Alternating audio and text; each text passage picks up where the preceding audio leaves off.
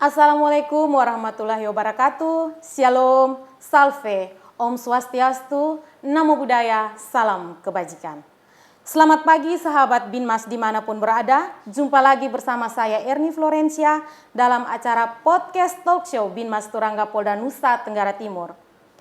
Keluarga adalah unit terkecil dalam masyarakat yang berperan dan berpengaruh sangat besar terhadap perkembangan sosial dan berbagai permasalahan yang terjadi di Indonesia sangatlah memprihatinkan, dan salah satunya adalah kekerasan dalam rumah tangga yang datangnya dari dalam keluarga itu sendiri. Dan yang sering menjadi korban adalah kaum perempuan. Banyak faktor yang melatar belakangi terjadinya sebuah tindak kekerasan. Sahabat Binmas, untuk membahas semuanya itu sudah hadir di studio podcast Binmas Kadis Pemberdayaan Perempuan dan Perlindungan Anak Provinsi Nusa Tenggara Timur, Dr. Gigi Iin Andriani MKes. Selamat pagi Ibu. Selamat pagi Kak Erni, selamat pagi sahabat Binmas NTT. Salam sehat Ibu. Salam sehat. Lagi sibuk apa nih Bu sekarang? Ya biasa tugas DP3A, ngurus anak dan perempuan. Ya. Kebetulan baru saja kan Hari Anak Hari Anak Nasional. ya Bu ya. Iya. Baik Bu, berbicara mengenai KDRT, tentu saja ada faktor yang menjadi penyebab terjadinya kekerasan dalam perempuan Bu. Kekerasan terhadap perempuan. Iya. Faktor apa saja Ibu itu? Bisa Ibu jelaskan? Faktornya macam-macam, tentu setiap kasus beda. Tetapi pada umumnya ini ada beberapa faktor yang menyebabkan. Yang pertama ini faktor individual. Jadi ada soal temperamen ya, ini ada soal temperamen, ini berkaitan dengan ya sejak dalam kandungan dia mendapat trauma dan sebagainya, tentu itu akan membentuk perilaku-perilaku ya dari lingkungannya dan sebagainya, pendidikan sejak dini dan sebagainya. Kemudian juga ada faktor keluarga. Faktor keluarga itu seperti pola asuh misalnya. Pola asuh yang tidak tepat tentu juga akan berdampak di kemudian hari ketika dia sudah dewasa. Kemudian juga ada faktor komunitas. Ini berkaitan dengan kultur, kemudian masyarakat dan sebagainya. Iya. Ini kan banyak sekali daerah-daerah tertentu yang mentolerir dominasi laki-laki terhadap perempuan misalnya. Jadi kayaknya laki-laki marah atau mengeluarkan kata-kata yang kasar itu biasa. Ada yang daerah-daerah yang seperti itu ya, itu juga ada. Kemudian juga yang paling banyak ini faktor ekonomi. Kalau memang sudah benar. Ekonomi bermasalah ini sensitif ya. Sensitif sangat Ibu. Sangat sensitif kalau dalam suatu rumah tangga soal ekonominya ini bermasalah, tentu ini juga menjadi faktor yang banyak sekali di samping faktor sosial budaya. Gitu. Baik Bu. Apa saja dampak yang ditimbulkan Ibu dari KDRT khususnya pada perempuan? Kalau KDRT pada perempuan tentu dampaknya sebetulnya luas, karena sebetulnya perempuan adalah penjaga keluarga. Yang banyak mendidik anak tentu perempuan. Selain yang pertama dampak secara fisik. Ya kalau KDRT apalagi kekerasan-kekerasan yang sudah melibatkan trauma-trauma fisik, itu pasti fisiknya. Ada yang sampai patah tangan, memar dan sebagainya, bonyok lah begitu. Iya, itu secara fisik. Namun selain itu juga ada dampak-dampak yang lain yang secara psikis ataupun mental. Dia mungkin nggak berani melawan, hanya ditekan diam dan akhirnya kejiwaan. Ini juga banyak kami temui pada korban-korban KDRT yang akhirnya mengalami stres. Kemudian ada juga dampaknya tentu pada keluarga. Saya katakan tadi, kalau trauma terhadap seorang perempuan padahal dia penjaga rumah tangga, di mana di NTT dan Indonesia pada umumnya ini yang ngurus anak lebih banyak masih perempuan. Ya, nah benar, tentu Bu. kalau mamanya stres, mamanya dalam tekanan ya hancur berarti Bu. Tidak optimal pelayanan terhadap anak, pendidikan terhadap anak dan sebagainya. Dan yang tidak kalah lagi yaitu akibat trauma-trauma itu menjadi pasif. Pasif ataupun ada gangguan-gangguan lain yang bisa berdampak yang merugikan orang lain. Nah, itu juga banyak terjadi. Baik, jika perempuan menjadi korban kekerasan, tentunya meninggalkan trauma nih Bu, yang berkepanjangan. Untuk kepentingan pemulihan korban, pelayanan seperti apa yang didapatkan untuk mengobati rasa trauma dari korban Bu? Iya, Trauma ini tentu ada tingkatan ya, dari mulai ringan sampai yang berat. Nah, ya. Di DP3 sendiri kami mempunyai unit layanan. Unit layanannya namanya P2TP2A.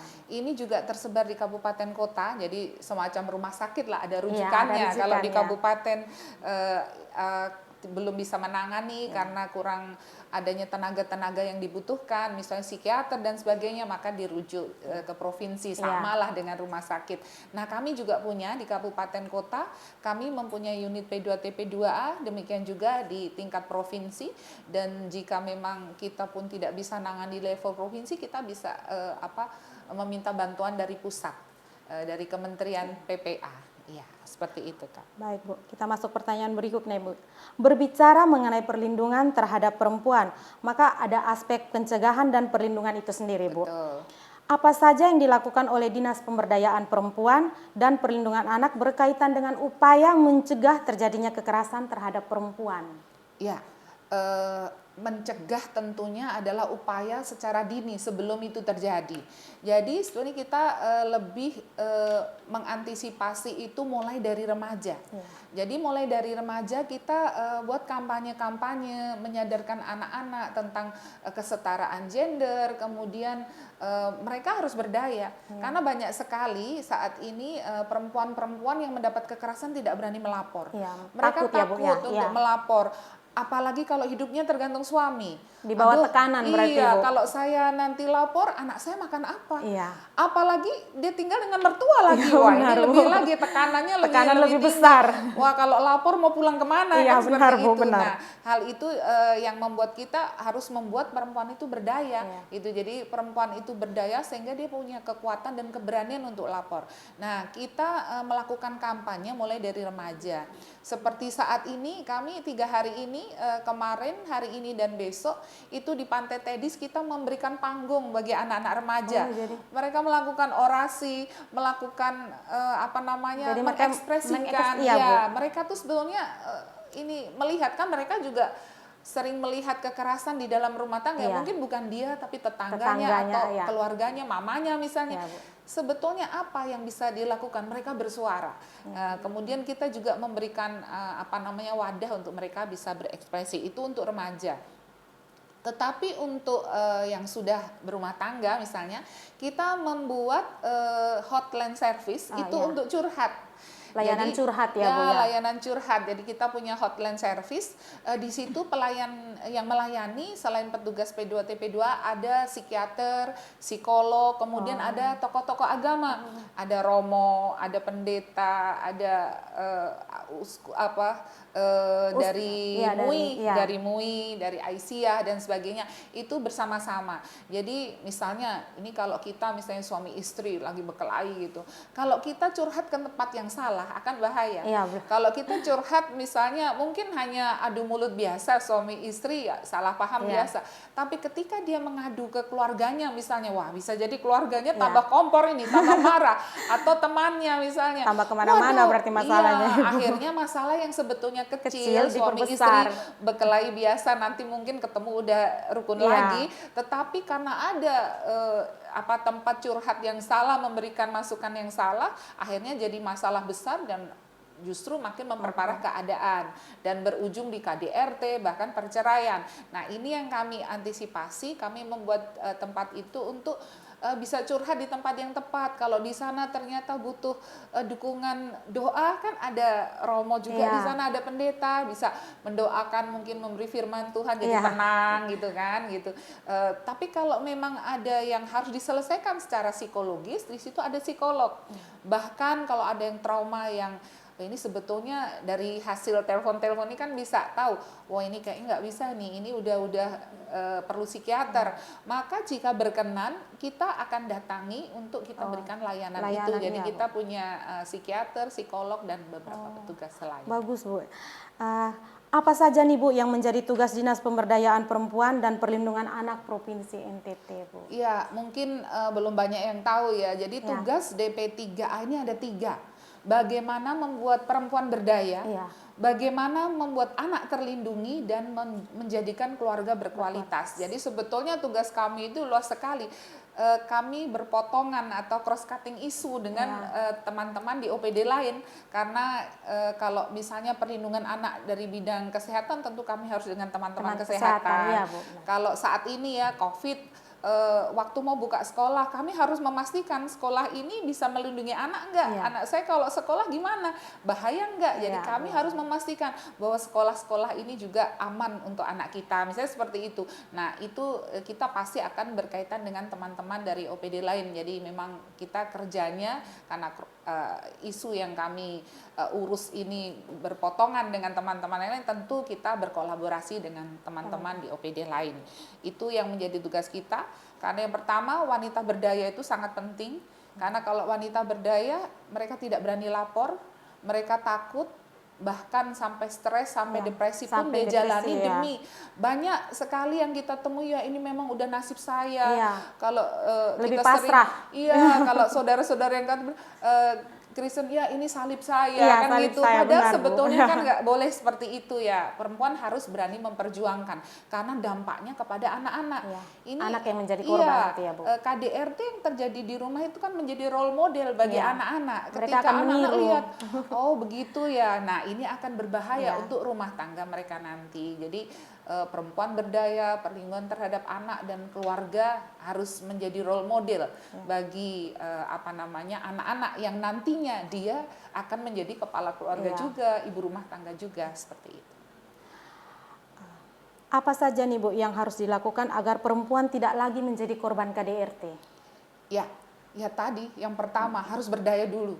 Kalau berdaya punya keberanian, kekuatan, tidak ada kekhawatiran, aduh saya habis lapor, saya pulang kemana, siapa yang kasih makan saya gitu, karena dia berdaya, karena dia mampu itu. Oleh sebab itu DP3A juga mempunyai program-program yang berkaitan untuk pemulihan ekonomi, termasuk pendampingan terhadap perempuan-perempuan yang baru saja terkena masalah kekerasan seperti itu, termasuk wanita yang menjadi kepala keluarga. Jadi suaminya sudah meninggal, kemudian dia juga harus menjadi kepala keluarga, tulang punggung keluarga itu yang kita dukung dengan berbagai program-program kita, seperti itu Kak.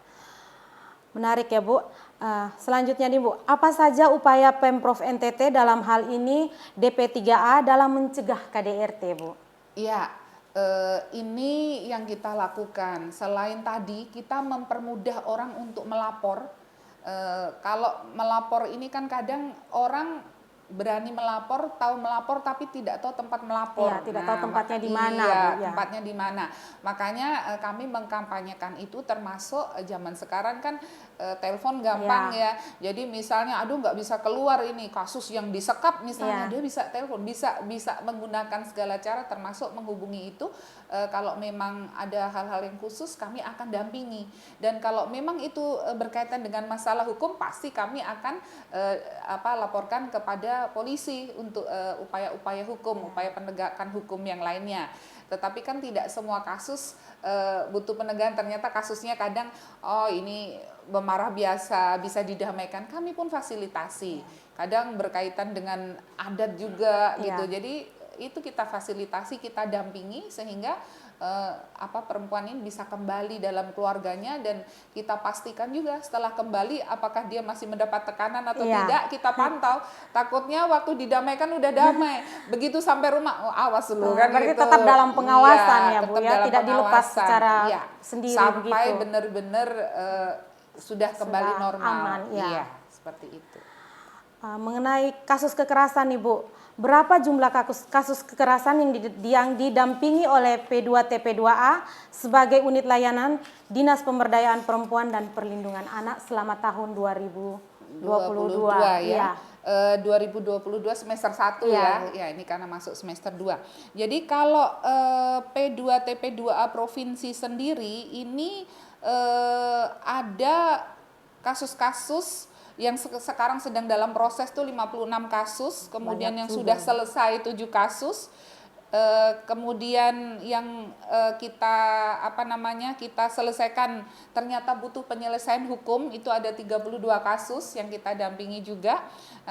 namun kalau secara umum, secara NTT, ini ada 282 kasus. Jadi P2T, P2AC NTT ini yang terlaporkan. Karena banyak sekali, banyak sekali sekali lagi yang tidak berani terlaporkan. lapor. Makanya kami menghimbau pada teman-teman jangan takut untuk melapor. Hak-hak kita, termasuk kita pikirkan masa depan anak juga gitu.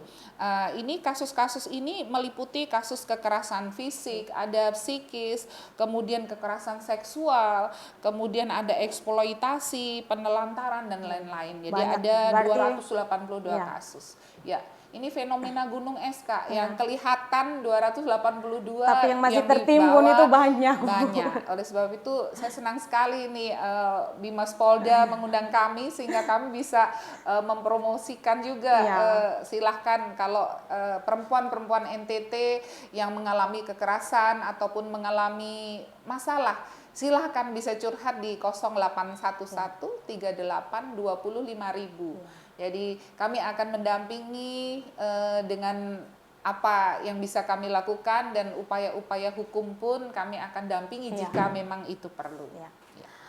Baik Bu, menyangkut ke KDRT nih Bu, tidak terlepas juga dari peran masyarakat nih Bu. Betul. Apa yang bisa dilakukan masyarakat dalam membantu meminimalisir kasus kekerasan dalam rumah tangga? Ya, masyarakat sangat bisa membantu kita pemerintah dengan menjadi pelopor dan pelapor. Pelopor dan pelapor. Ya, menjadi pelopor dan pelapor. Pelopor untuk memberikan contoh, menjadi role model bagi sekeliling kita bahwa hubungan rumah tangga yang baik, harmonis. Ya, saya rasa kalau hubungan yang harmonis tentu anak-anak juga lihatnya enak, tetangga juga nyaman ya. Kalau tetangga tiap hari dengar bubak-bubak juga kan tidak nyaman juga. Dan bisa menjadi contoh untuk anak-anak yang ada di sekelilingnya. Ini menjadi pelopor untuk itu, dan juga menjadi pelapor karena banyak yang terjadi kekerasan yang tidak terlaporkan. Nah, ini kan kasihan. Jadi kita himbau masyarakat selain menjadi pelopor untuk kebaikan, juga bisa menjadi pelapor untuk kasus-kasus yang memang harus dilaporkan. Ya, ini memperingan kerja polisi juga ya. Ada yang berani melaporkan gitu. Karena sudah ada pelapor. Sudah ada pelaporannya gitu. Iya, Kak. Baik Ibu, mungkin masih ada yang ingin Ibu sampaikan?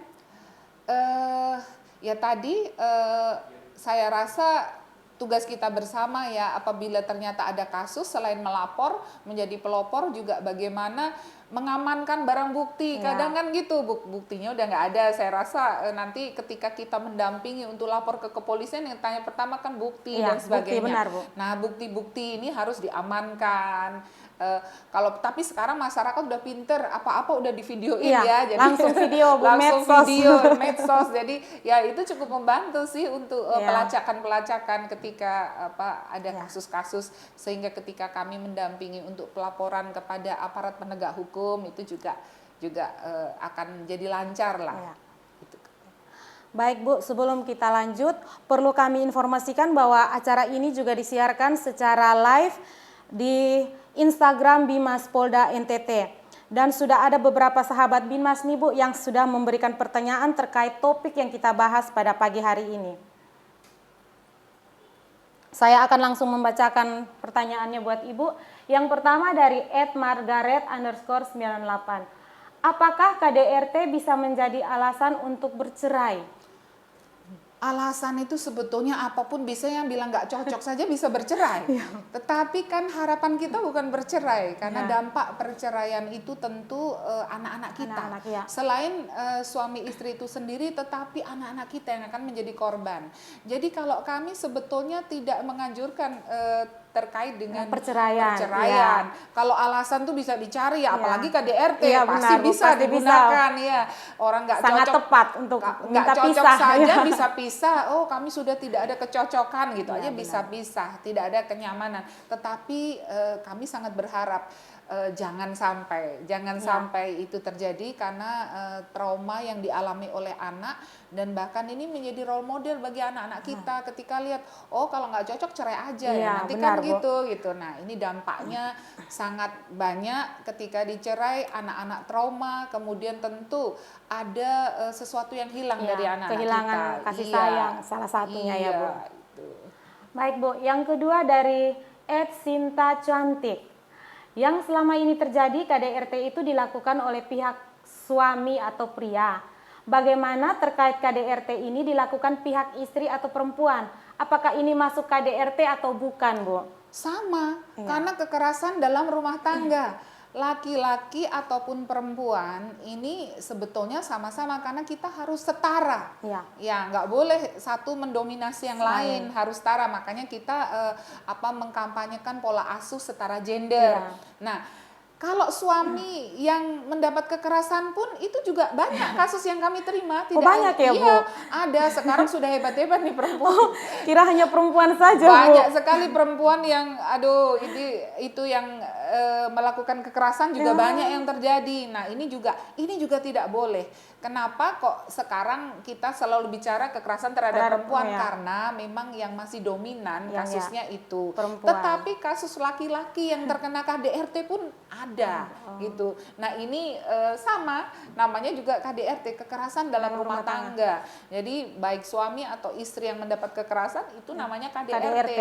Tetapi sekarang kita lebih banyak menyampaikan kekerasan dalam rumah tangga terhadap perempuan karena saat ini kasus yang terjadi lebih banyak yang dialami oleh perempuan. Iya. Baik, Bu. Pertanyaan yang ketiga dari @johana88.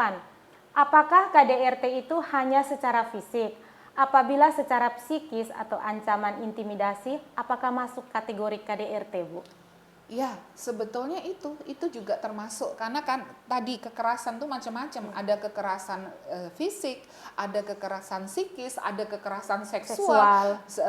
Sebetulnya misalnya istri lagi nggak mau, capek, terus kemudian suami memaksa untuk melakukan hubungan suami istri pun itu juga kekerasan. Sebetulnya nggak boleh itu pemaksaan. Harus sepakat gitu, sama-sama sepakat, sama-sama enjoy itu. Tetapi kalau satu terintimidasi atau terpaksa itu juga merupakan KDRT. Namun memang KDRT secara psikis ini pembuktiannya agak susah karena nggak nampak ya. Kalau fisik kan langsung memar, ada patah tulang apa gitu. Jadi yang itu kita lihat secara kasat mata lebih ya, Bu, gampang. Tetapi kami juga punya ahli. Jadi kita kan ada psikiater juga yang mendampingi kalau ada kasus ya biasanya tetap bisa di itu karena tetapi harus orang-orang yang kompeten. Kalau fisik kan kita bisa lihat ya orang awam udah lihat patah tangannya, apalagi kalau sudah biru-biru, berdarah, biru lebam, artinya dari penampakan fisik sudah bisa kasat mata. Tapi psikis ini karena tidak kelihatan oleh mata, tetapi tetap bisa dibuktikan karena ada pakar-pakar yang bisa membuktikan. Ahli-ahlinya ada ya.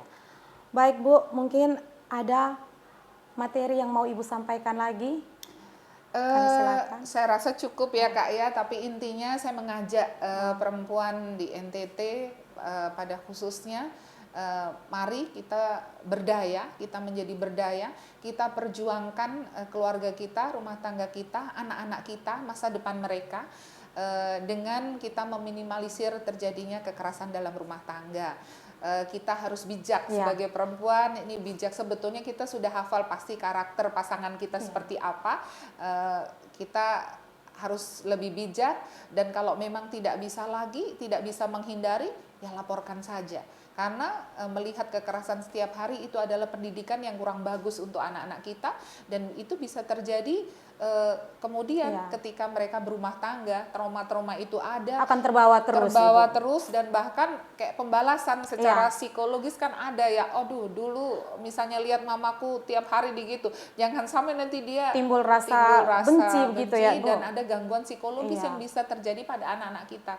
Jadi sepertinya secara fisik anak kita baik-baik saja, padahal kita tidak tahu psikisnya bagaimana. Baik, semoga jawaban dari Ibu Kadis Pemberdayaan Perempuan dapat mewakili pertanyaan dari sahabat Binmas yang ada di rumah. Terima kasih kepada Ibu yang sudah hadir pada acara podcast kami pada pagi hari ini. Sukses buat Ibu dan keluarga. Semoga materi ini dapat bermanfaat bagi sahabat Binmas yang ada dimanapun Anda berada. Dan untuk kita, mari kita sama-sama menyuarakan stop kekerasan terhadap kaum perempuan. Dan jangan lupa follow Instagram Ditbinmas Polda NTT agar kita dapat menyaksikan episode-episode terbaru dari kami. Akhir kata, sampai jumpa dan salam presisi.